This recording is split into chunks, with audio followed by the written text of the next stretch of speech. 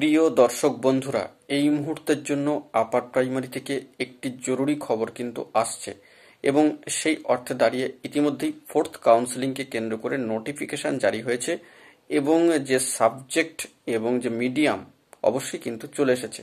Schedule deadline চলে এসেছে 6/3/2025। নতুন করে আর কিছু বলার নেই, কিন্তু যেটা বলবার সেটা অবশ্যই এখানে উল্লেখ করছি। সম্ভাব্য কতজনের ডাক বন্ধুরা, যেটা আমরা আশা করছিলাম তার থেকে কি বেশি হলো না কম হলো, অবশ্যই ভিডিওতে আলোচনা করবার জন্য চেষ্টা করছি। ভিডিওটিকে একদম স্কিপ করবেন না, শেষ পর্যন্ত ওয়াচ করবেন। কোনোভাবে কিন্তু চ্যানেলটিকে সাবস্ক্রাইব করে রাখবেন এরকমই জরুরি আপডেটগুলি পাওয়ার জন্য। চলুন আমরা কথাবার্তা না বাড়িয়ে আমরা মূল টপিকটায় ফোকাস করি। বন্ধুরা, যে বিষয়টি সর্বাগ্রে উল্লেখ করা প্রয়োজন, বাকি প্রার্থীর সংখ্যা, অল ওয়েটিং ক্লিয়ারেন্স, যেটা এতদিন পর্যন্ত আমরা আশা করে আসছিলাম যে 1898 জন বাকি প্রার্থী, কিন্তু সেখান থেকে দাঁড়িয়ে একটি চাঞ্চল্যকর সংবাদ উঠে আসলো। অবশ্যই পশ্চিমবঙ্গ আপার প্রাইমারি চাকরিপ্রার্থী মঞ্চের তরফ থেকে সম্মানীয় সভাপতি সুশান্ত ঘোষ মহাশয়ের তরফ থেকে ইন অ্যাডভান্সলি বার্তা কিন্তু দিয়ে দেওয়া হয়েছে।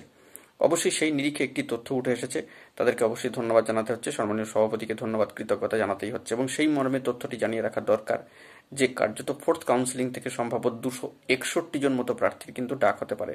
তবে তথ্য পরিসংখ্যানের নিরিখ এখনো পর্যন্ত উঠে আসেনি।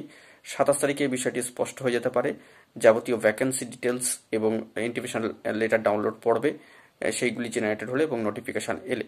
তবে 300রও কম প্রার্থীর ডাক পাওয়ার একটা সম্ভাব্য খতিয়ান ইতিমধ্যেই কিন্তু উঠে এসেছে, যে সংখ্যাটা কার্যত কোট আনকোট 261-র কাছাকাছি, যা পশ্চিমবঙ্গ আপার প্রাইমারি চাকরিপ্রার্থী মঞ্চের তরফ থেকে সম্মানীয় সভাপতি সুশান্ত ঘোষ মহাশয়ের কিন্তু বার্তা রয়েছে। তো এখন হাতে থাকলো প্রায় 1600-র কাছাকাছি প্রার্থী। তো যেটা আমরা আশা করছিলাম সেটা এখন অন্যদিক থেকে কি বিষয় সেটা বলবার কিন্তু এখন আর অবকাশ নেই।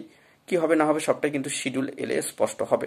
তবে অপেক্ষা করতে হবে, সকলের ক্ষেত্রে কিন্তু ভালো খবর আসে। দেখা যাক পরবর্তী ক্ষেত্রে কি আপডেট তথ্য উঠে আসে। এখন এটুকুই, সকলে ভালো থাকবেন, চ্যানেলটিকে অতি অবশ্যই সাবস্ক্রাইব করে নিয়ে সঙ্গে থাকবেন। ধন্যবাদ।